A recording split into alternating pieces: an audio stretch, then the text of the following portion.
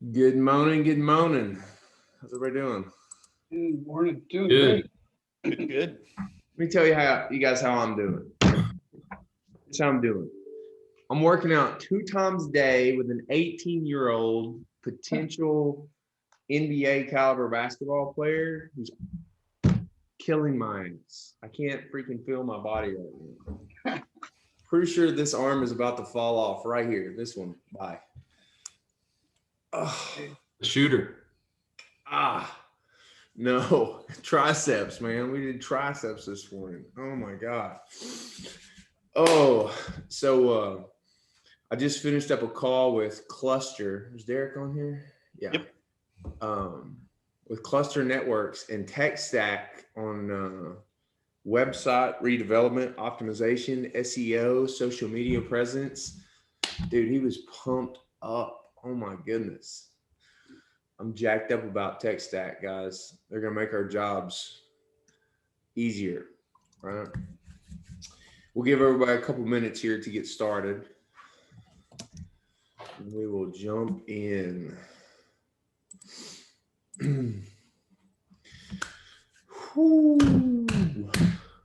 Tom, going to see you live and in color in what, 3 weeks? Soon. It's going to be great. Looking forward to it. Exciting. That's exciting. Sean, there's Sean. Sean's going to be here live and living color. Mike Ray, you other guys, February is going to be an amazing class. I met with Coach Sam last night, and it's going to be epic. They're all going to start getting recorded too. Mike and Andrew, you guys that were here in person, this next one's going to be recorded. It's exciting stuff. All right. Let's see.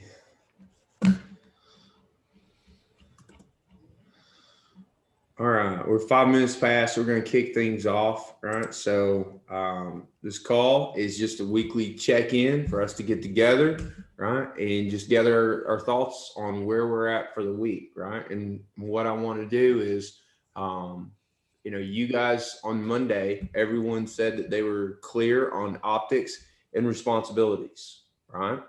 So at this point in the week, right, I just want you to, in the All Squads channel, right, either on track or off track for this week so far. If you're on track with the activity and the focus, right, hitting your meetings, hitting your activity, right, are you on track or off track?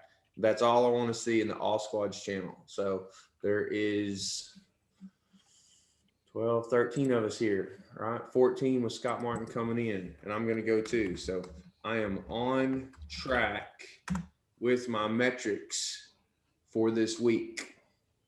Beautiful. On track, right? We've defined optics. We know what good looks like, right? Are you doing the activity that has you getting the results that we want at the end of each week, right? And if you're off track each week, then you talk about it with your coach, right? If you're on track, then you're doing the things that are expected. It's the opportunities that start to come from that. It's the digging into the details of the activity so that you can enhance, right, the results that you're getting. Okay. 2, 3, 4, 5, 6, 7, 8, 9, 10, 11, 12, 13. Beautiful. All right. I think we got everybody. 2, 4, 8, 12. Who hadn't posted? 8, 9, 10, 11, 12, 13. All right. Y'all got to make me go through here and look. Come on. Everybody in all squads. There we go. Scott Martin. He's coming. Okay. Beautiful. So you guys see where everyone else is at. You see where you're at. All right. So if you're off track, get with your coach. All right. We're going to jump right into sales training. Okay. In sales training today, let me pull up a Word document here.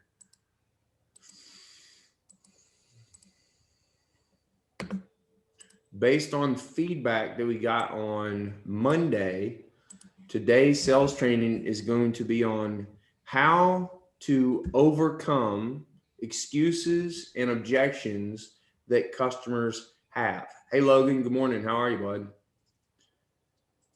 Hey, in the All Squads channel, right?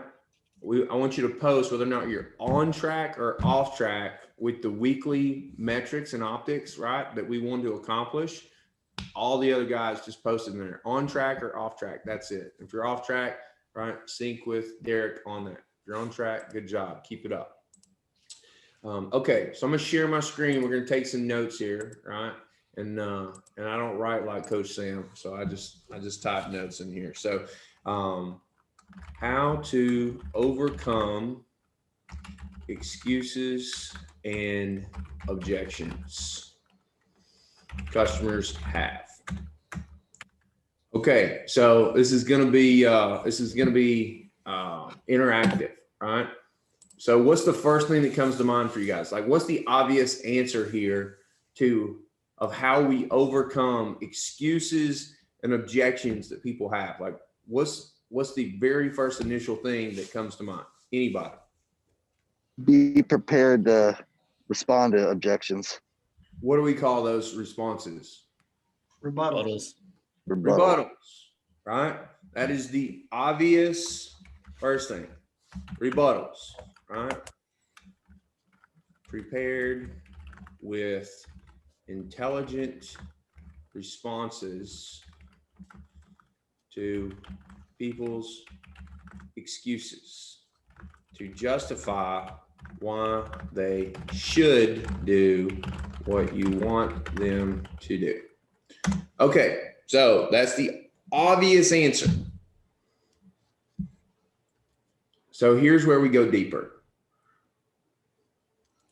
Because the truth is, when you have to use a rebuttal, you're already halfway dead, right? You're on your way into the grave with that opportunity. And a rebuttal is designed to revive it, right? And shock some life back into the opportunity to compel the person to move forward. So if you had to go deeper, right? If you had to ask yourself why 5 times, right? Or how 5 times, right? There's a saying, if you want to truly understand something, ask why 5 times. And you have to go so deep into that answer and that reason, right? That once you answer that 5th why, it's like, okay, now I get it, right? Same thing with how, right? So how do we go deeper to overcome the excuse or the objection that a customer has to overcome it? Who has an idea? Ask a yes question. Okay. Yes question. Let's just make some notes here. How do we go? Yes questions. That's one answer. Who else has got something? Go back to some of your ammo that you collected. So, hey, you told me that this was a problem. Has that changed? Just going back to their point of pain.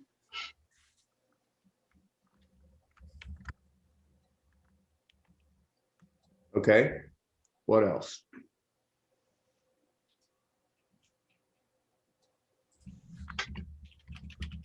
If you're using your buy-ins and tie downs correctly, you should be able to find the objection quicker, right? Like temperature checking with them.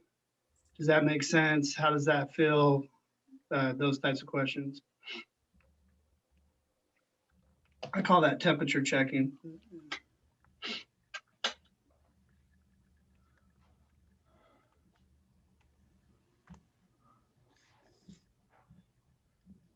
Anybody have anything else on how we go deeper? Training, because when you're not prepared, folks go to their lowest point of training. So you need to be prepared ahead of time for worst case scenario.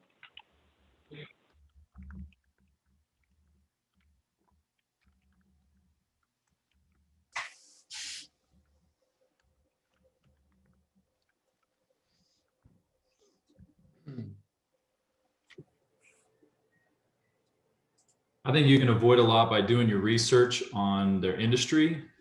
So those relatable stories that we tell help to diminish things because we already know something that they should need or a problem they face. Puts us into a position of trust pretty quick. So that's the closest thing to the answer that we've heard so far.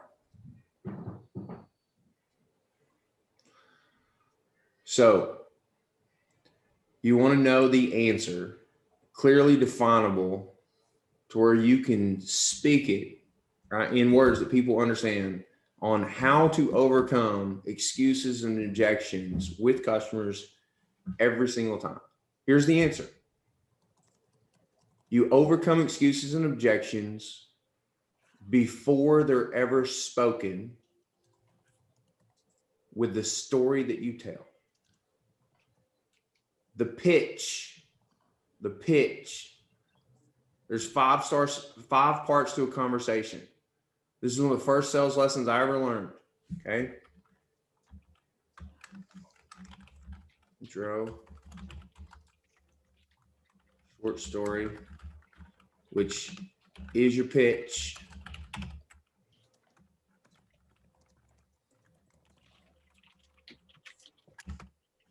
This right here is one of the first sales lessons, Sales 101, that SIDCOR, that has over 7,000 salespeople, commission only, in a multi-level marketing scheme, right, teaches.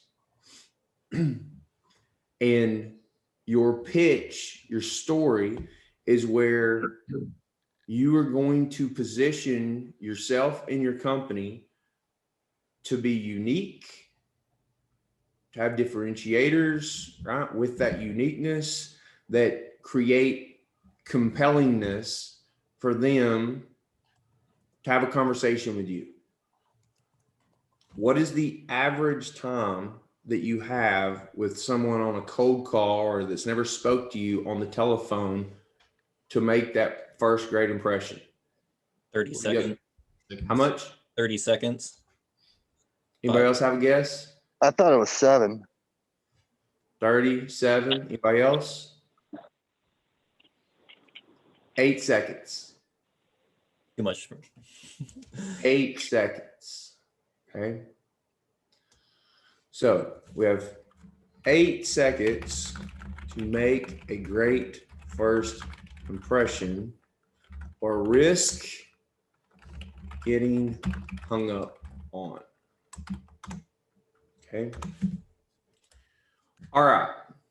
So we overcome objection and excuses with the story that we tell. So now we ask ourselves, well, how again, right? If the pitch is the answer,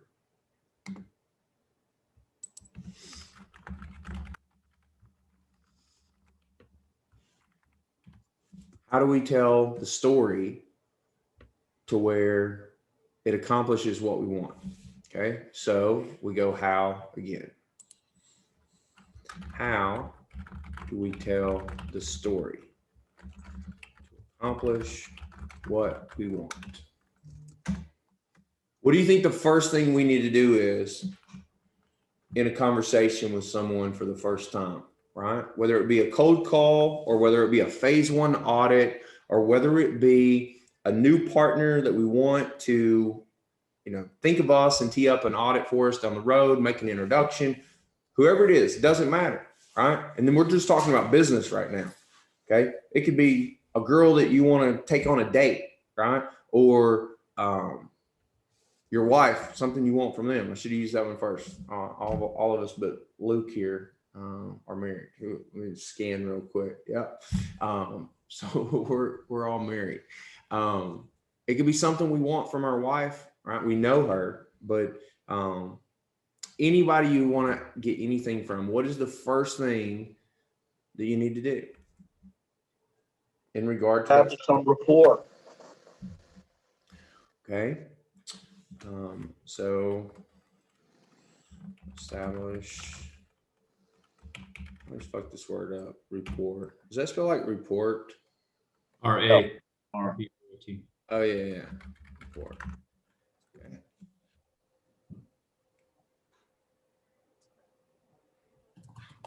What else?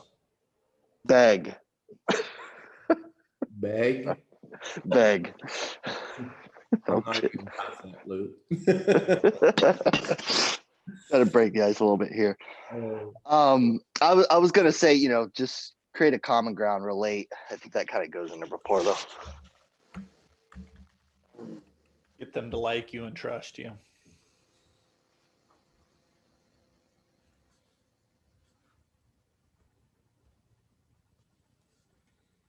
Okay. All right. So here's some of the answers.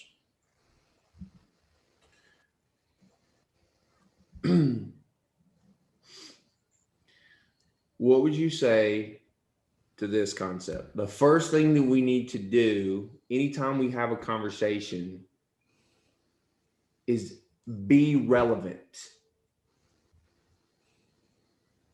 You have to be relevant to the person that you're talking to with the story that you're telling, right? So the very first thing that we have to do is be relevant. If we're talking to the IT director and we start talking about the P&L that doesn't roll to him that he could give two shits about, are we being relevant to him and his role and responsibility and the things that he cares about? No. What if we're talking to the VP of marketing about IT services and consulting just because they wear a VP title inside of a company? Are we even talking to the right person? Can we be relevant in that person's world? To a chief marketing officer? Yeah. Yeah, sure. They use technology more than anybody else. There are like 6 people down the list of key influencers that could help us get what we want. It's not that they couldn't, but they're not the best, right? Like we want to be working with the folks that we can be the most relevant to with our skills and our expertise, right? And then we want to say the things that compel that person with our relevancy the most. Because in order to be relevant, what is the first thing that comes to mind when you think about relevancy?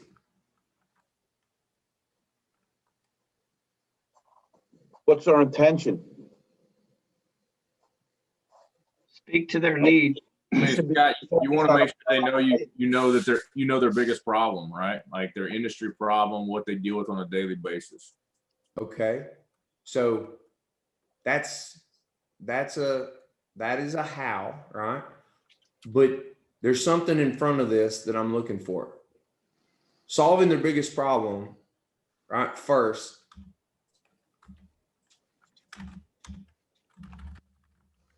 Be a dynamic and entertaining storyteller. Okay. That is With the relevant story, obviously. not even that is first, right? Not even that is first. How about this? See if this resonates with you guys.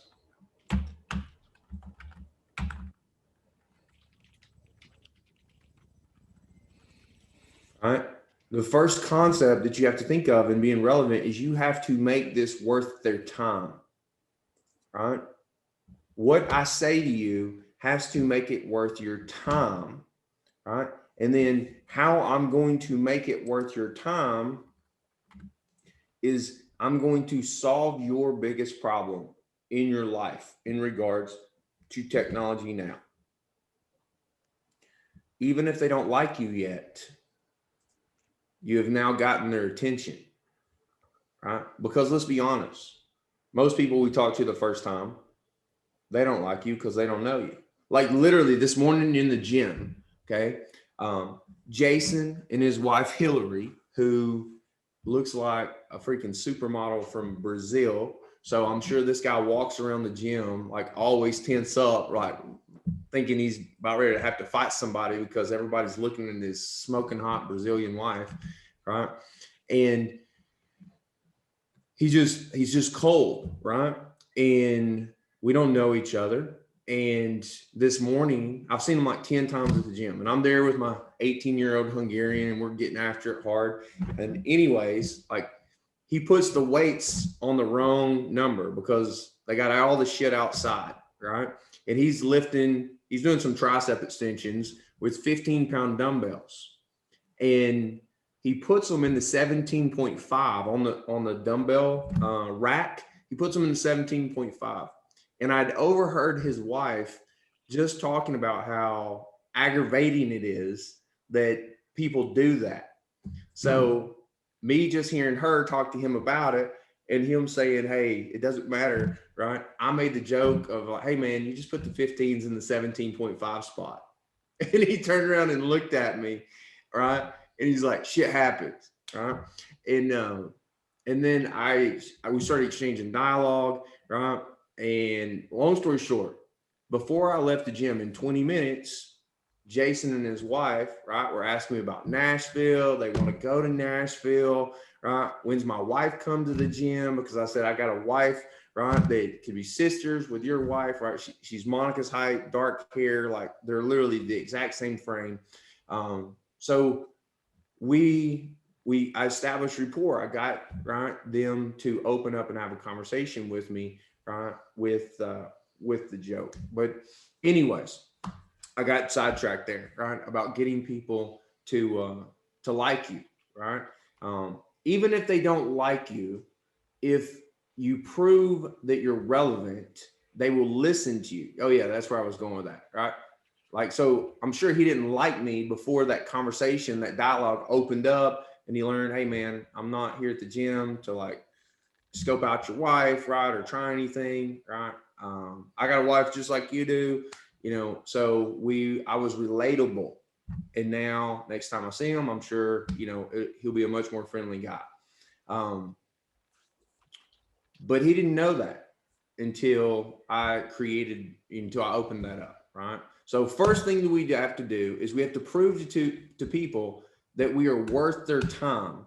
And we do that by solving their biggest problems. Okay. What is the third thing that we want to do, right? Once we show people, hey, we're valuable, we're worth your time, and we're going to solve your biggest problems, where do we go from there? Like, what can we do to be even more compelling inside of our business model? What do we do to be even more compelling?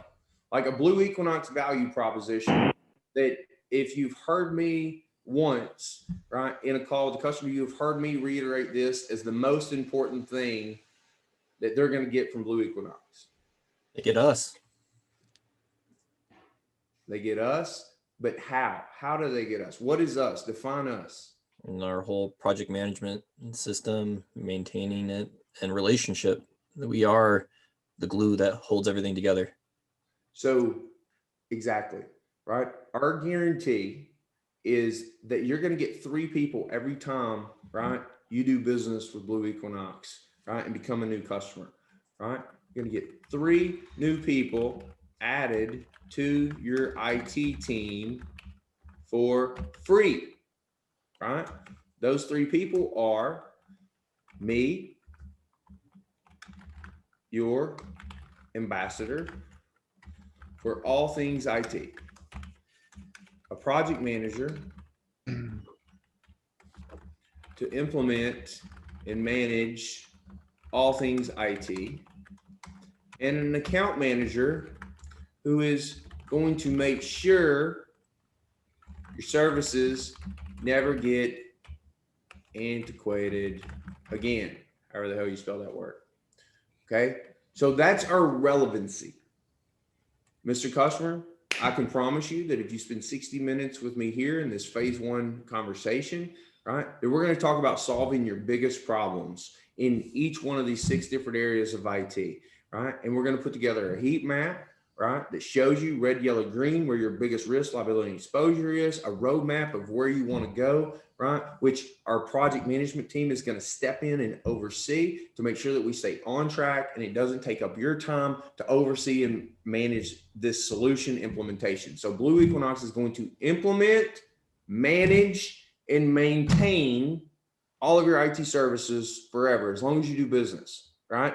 And we do that last part with an account manager that is assigned to you. So you get me, a project manager, and an account manager 100% for free to be the liaison, right, for you in between your company and the providers of these services.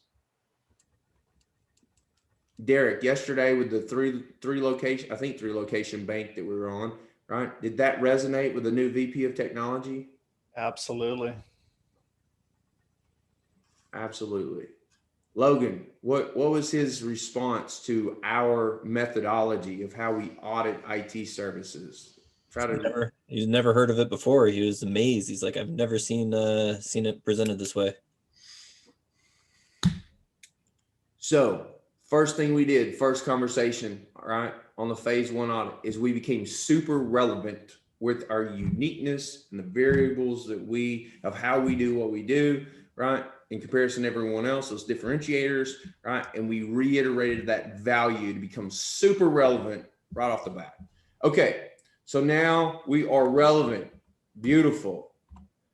We have his attention. What is the second thing to go deeper and overcome excuses and objections that we need to do? We've proven our relevancy. Now what do we got to do? Search for pain. Derek, you said it earlier. Dynamic storyteller. Thank you, Logan. We have to get people to like you. Relevancy is first, right? It's one thing.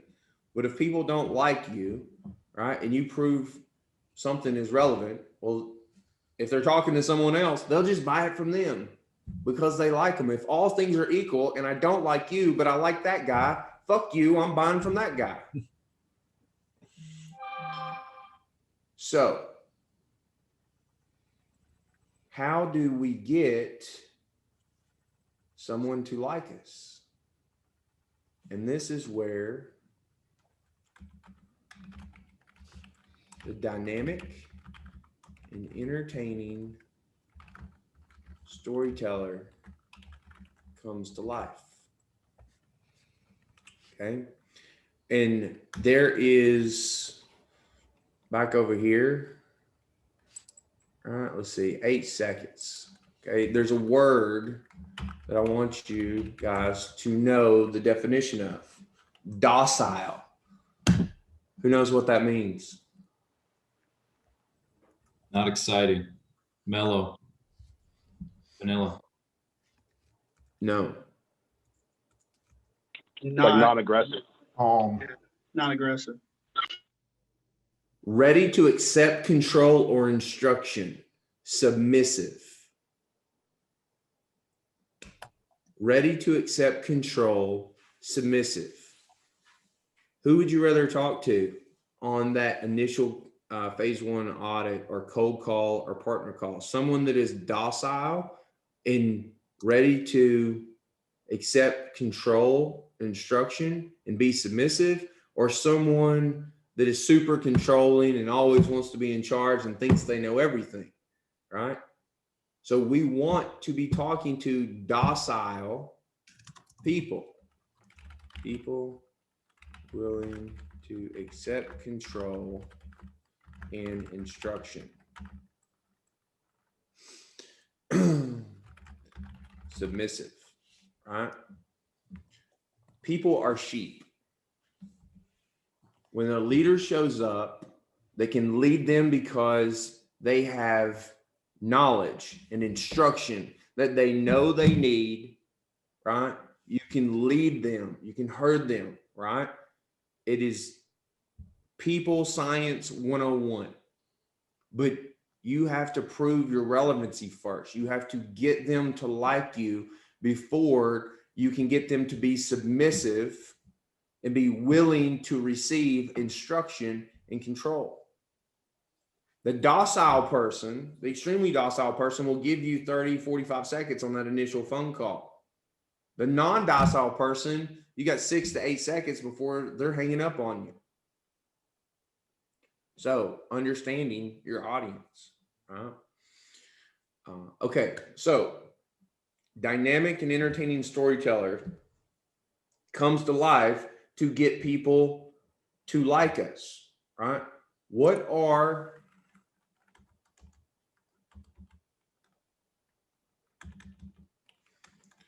ways we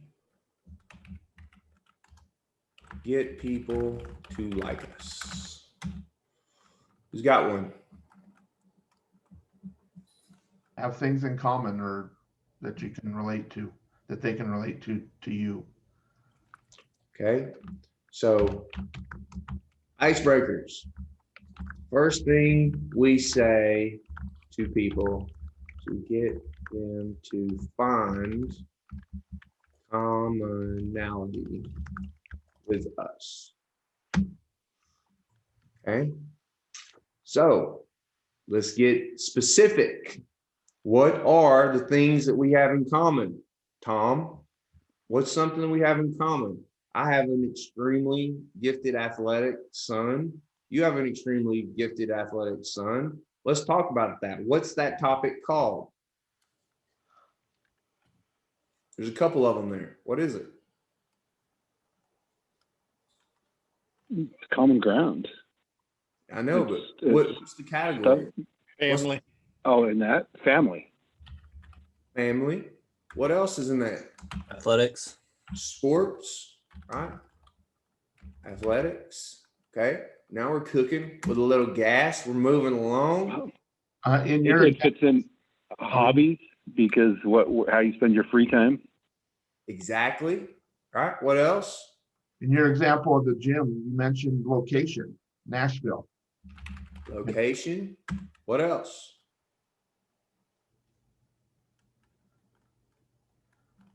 Education. College. What else? Life experiences or history, things that you might both have done, whether you served in the military or things like that. There we go. I want specifics, right? So military, right? It's a huge one. What else?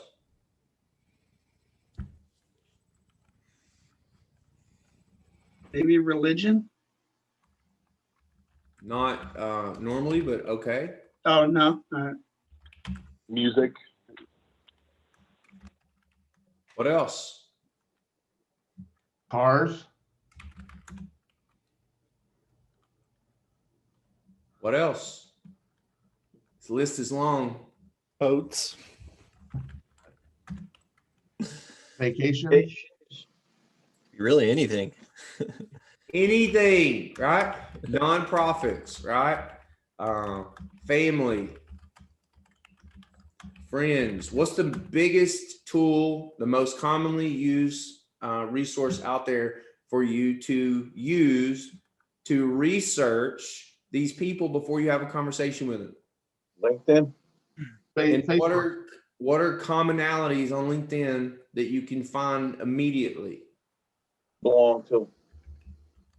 LinkedIn connections. associations. You share LinkedIn groups, you follow, right? Those Work experience. Yeah. These are all things that if you research the person and you find commonality that you can speak to, that will get them to like you right away, right? Okay, so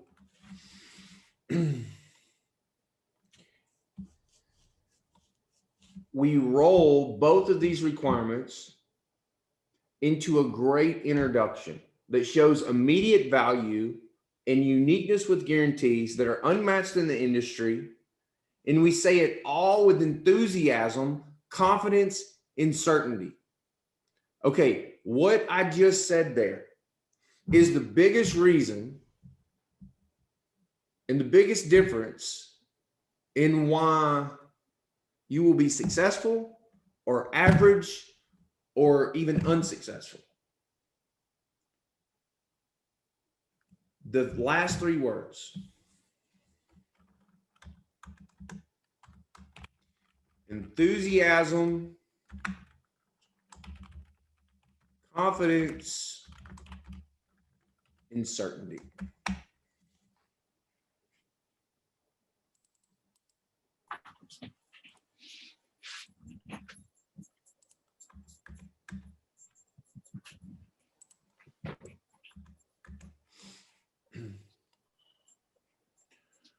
All right.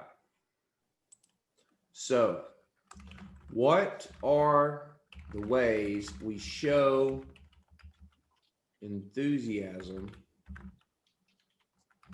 and build confidence to gain trust, ultimately getting the customer to like you? All right. So, what are ways we show enthusiasm? Let's hear it. Smile. Tone, One at a time. the tone that you speak. Okay. Smile. Tone of voice is so significant, right? If you don't raise your voice when you're talking, then you don't create enthusiasm. And if you don't do that naturally, then you have to what? Practice. Practice. Shoot your fucking free throws, right? I'm a basketball player. Okay? So tone of voice, right? Steve, what was it you said? Smile. It's the very first thing that you do, gentlemen. Matter of fact, I want everybody to smile right now. Let me see it. Come on, let's smile. Let me see it. Come on, Tom, you're not smiling, damn it. There we go. Look at that. You just changed my mood. You just changed my mood when you started smiling. You have to show people that you're happy. If your life Yeah, it is changes your own mood too. Listen, if your life is shit right now, okay, you got no money in the bank, your wife is pissed off, your kid's not doing what you want, your body is not in the shape you want, right? I don't give a shit right now. You smile like you're the happiest motherfucker on the planet. You're playing a part. This is a movie of your life and you are the main actor. You can go deal with that stuff after this conversation with this potential customer or partner. Right now, you have to prove your relevancy and you have to get them to like you. And your personal problems cannot come into this frame, right? It's a frame on the screen and you're in a movie right now. So you smile and you increase your tone of voice, you lower it in the conversation, right? When you want people to slow down and think about what you're saying. So we call that speaking with excitement, right? Tone of voice,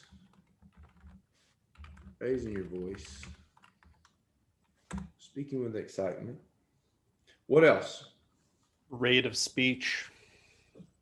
How fast or how slow you're speaking. And with that, changing it throughout the conversation, not being monotone all the way through. So important. So important. All of these are important, right? That one is so important. What else? God, I tell Eye them, contact and body language. tell them I'm excited. Okay, 1 second. Andrew, what'd you say? I just tell them I'm excited, right? When I start the conversation off, hey, I'm super excited to talk to you. I mean, whatever I say those words, right? Because it reminds me and it tells them this is what my posture is. Love it. Luke, it's a great one. Body language. I'm going somewhere with this one right now. All right. What am I doing right now, Lewis? What am I doing right now? Leaning forward. What else? Looking directly into the camera. Into your fucking eyes. I'm looking straight into your eyes. That leaning forward and looking into someone's eyes, right? That displays confidence and certainty. body language, right? So body language, leaning forward, looking straight into their eyes, right? To display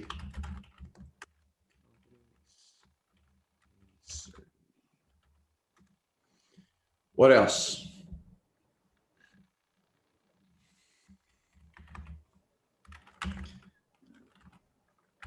Sitting up tall. What else? You kind of need to mirror. You need to mirror them as well, though. You know, based on their level. Keep your level where it needs to be, but people react when you're acting the same way they're acting, right? When we're talking about tone of voice and changing it up and things like that, if they're a slow talker and you're a fast talker, you're gonna kind of push them away. So you have to adjust and be a chameleon, depending on your customer. That was my word. Chameleon characteristics. Adapt to the customer. Speech. Etc. I'm not gonna dig too deep in that, and I could do an entire sales training on being a chameleon. What else? Appearance. So big, right? You think, right? Your hair, your shave, your clothes don't matter. They fucking matter, right? And even if they don't let there be a chance that they do matter, right? You come legit to every meeting, every conversation with your appearance.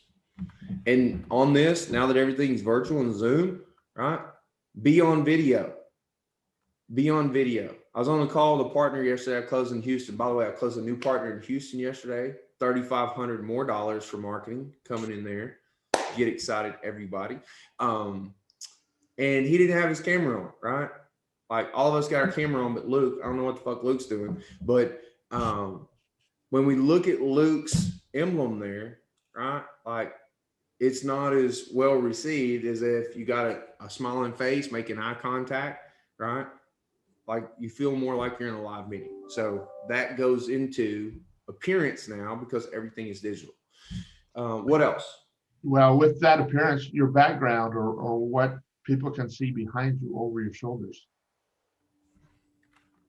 And that can be negative or positive, right? It can bring up things for them to connect with you on as well. That can be a distraction.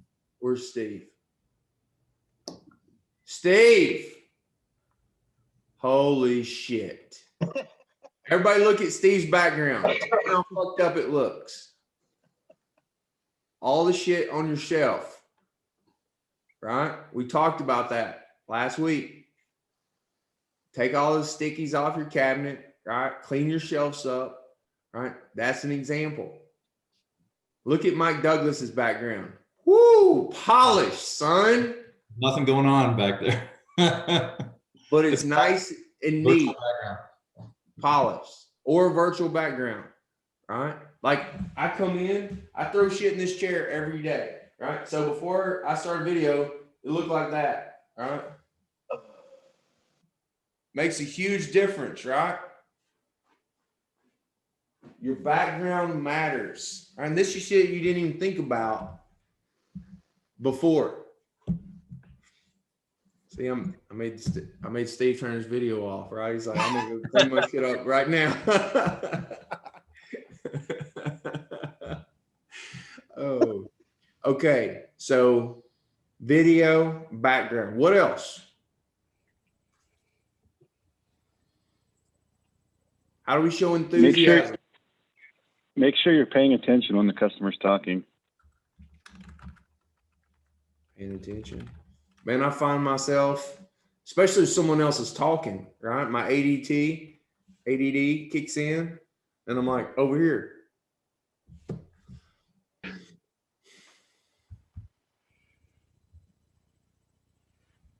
All right. So these are things that we do to show enthusiasm build confidence, to gain trust, and ultimately getting the customer to like you. We take the relevancy and the things that we do to get them to like us, and we combine them together. And now we become a powerful weapon to accomplish what it is that we want to accomplish. Okay. So now, last thing, and then we're going to wrap up with our fuel for the day, right? Is how do you train for this? Like, how do you train for all these things that we just talked about? Let's hear it. Practice Role with each play. other. Practice. Role playing. Okay. Who can you role play with? Coach. Peers. Coach. Family members. Peers. Family members. Who else?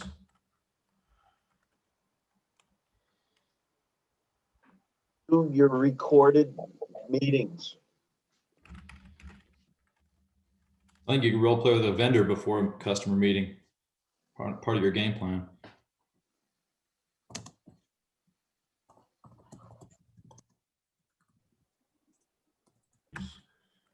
Self, right? Literally in a mirror, pitch to yourself, right? Your pet. Can't tell you how many times me and Whiskey have had conversations. Okay.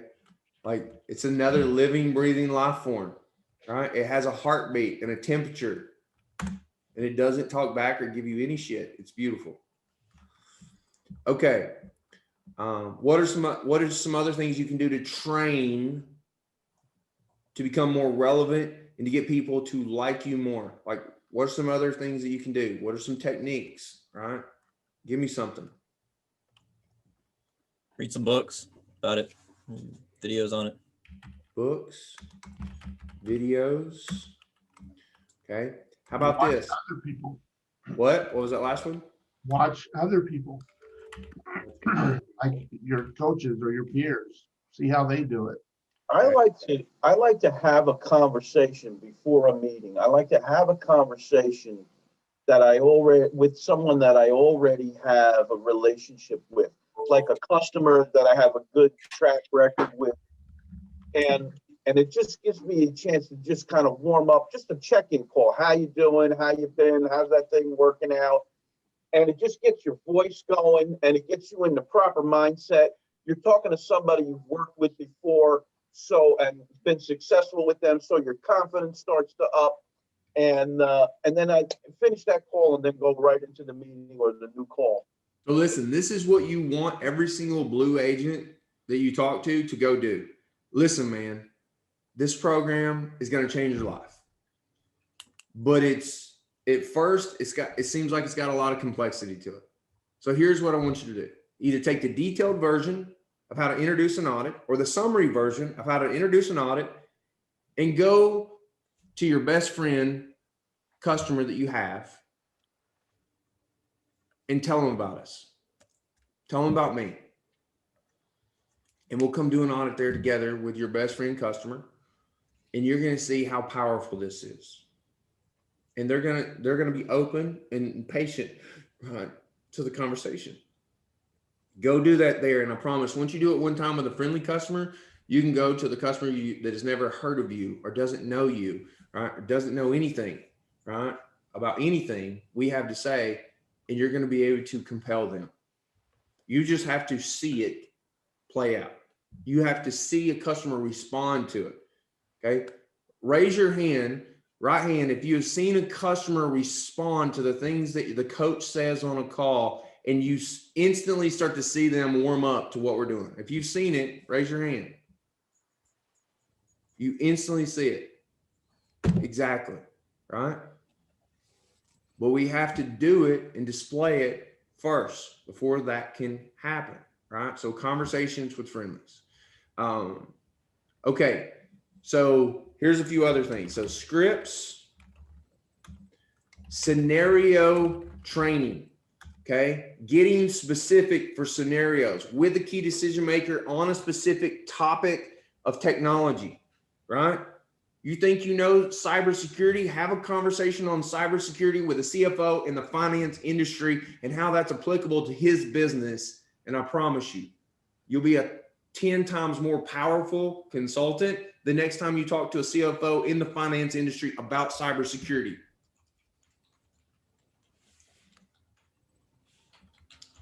So those are ways that we train. Right. I'm gonna send out my notes here to all you guys, and I've got a much cleaner one over here that I already had typed up. Right. So you guys are gonna get this. Be relevant, get people to like you, right? By being enthusiastic, speaking with confidence and certainty, doing these things here, training those ways. That is how you become more compelling. That is how you overcome objections and excuses before they happen. Of course, be prepared with your rebuttals,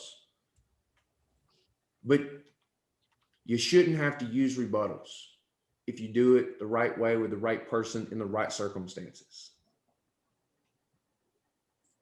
I hope that makes sense to you guys. Okay, so we're going to move on from the sales training. I've got a really quick fuel here, and this was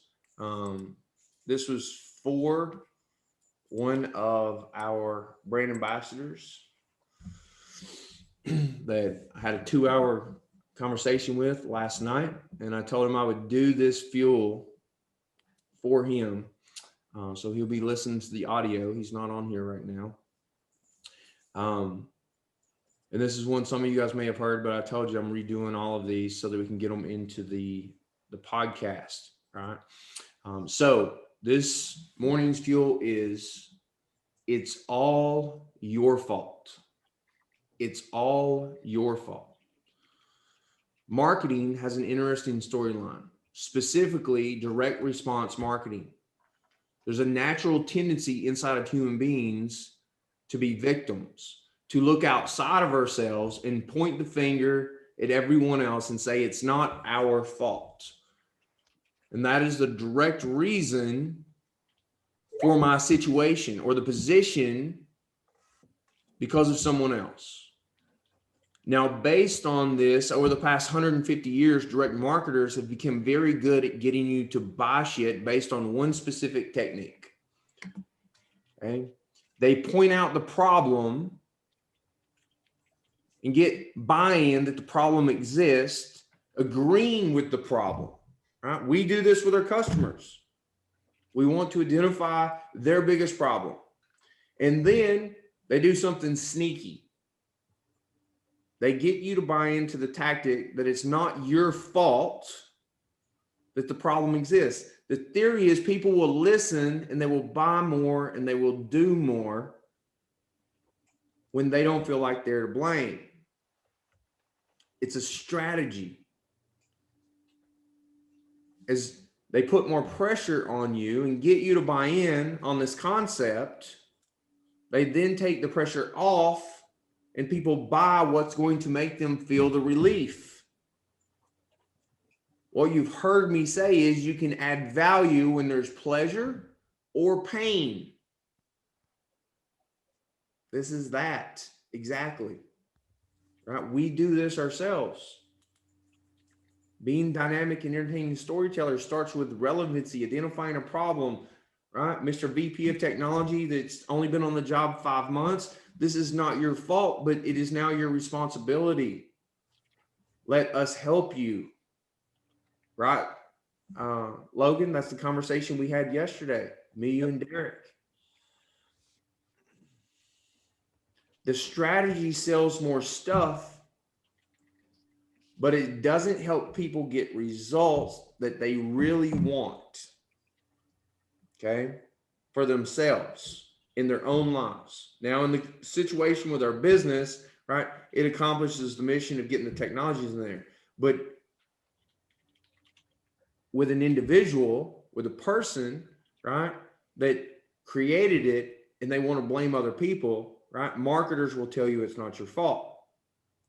So it actually does the opposite. It tells them that their results can be blamed on someone else because of different reasons. Maybe you're black, Maybe you're white, maybe you're a woman or a man. You're short, you're tall, you're abused, you're born poor, you're born with money. Whatever the fuck you are, right?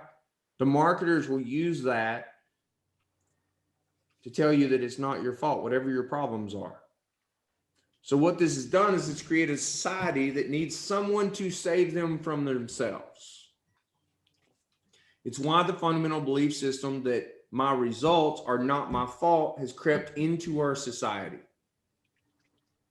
So not only is that bullshit, it's destructive to your mindset that will allow you to create big ass results. Your big ass results are the direct responsibility you have to the results you do or do not have. So the principle boils down to everything in our lives,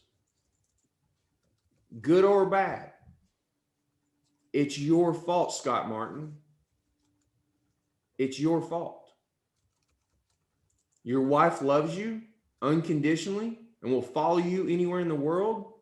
Well, that's your fault. You did the work to create that.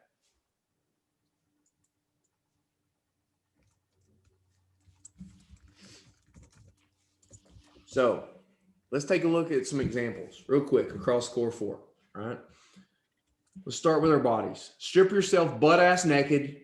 Look in the mirror. If you like what you see, guess what? It's your fault. If you don't, well, that's your fault as well. There's only one person first responsible for those results. It's not McDonald's fault for selling fat food.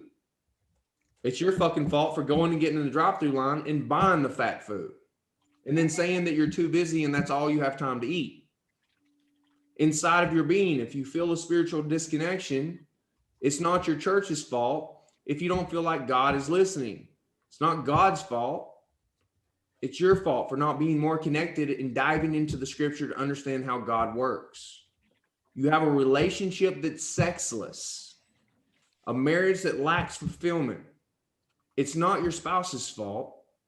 Again, it's your fault for not digging deeper into their love language and communicating better on yours and what your love language is and working together to create passion in your relationship that leads to sex. You don't have the deep connection with your children you want. Again, your fault. How much you're showing up and giving them quality time, quality life lessons that makes them want to respect you as a man, as a dad who knows the difference between being a father and a dad. And the difference is simple. A father, he has sex and brings a kid into the world, and any of us can do that. But a dad, he does that and he shows up every single day for the rest of that kid's life. Period. You don't have the money inside of your bank account you want. Again, this is your fault. Sometimes we don't get clarity early in life and it takes time and it comes later, but it's still your fault. Right? You didn't want it bad enough earlier in your life to find a new framework that got you the kind of income that you wanted. You accepted where you were, or that was good enough, and I don't have a way to get any more. Now, here's the good news. If it's your fault, it's also your responsibility and opportunity to create new results. Your opportunity to create something new. You see, if everything else was everyone else's fault, we'd have to wait for them to fix themselves before you could get fixed. But because it's not everyone else's fault, because it's your fault, you can start fixing you and your problem right now. So to change this, I'd have you consider taking responsibility for your results is going to radically change your reality across the board. And the question that you have to ask yourself is, when you look across the board at body, being, balance, and business, where do you find yourself right now where you have been like, it's not my fault, and now you can reverse the frame, that perspective that you now have, and now you can take control of the responsibility and change the results that you've been getting? Is it in your body? your being, your balance, or your business. Find that area and take action today. All right, gentlemen, that is this week's fuel. It is all your fault, good or bad. So I hope that resonates with you guys. And I know it's going to for the man that it was designed for. Hope you guys appreciated the sales lesson this morning. I hope you guys have a beautiful rest of the week. I'm going to go crush a new partner for us. I will see you guys later. All right. Thank you. Thanks, Scott.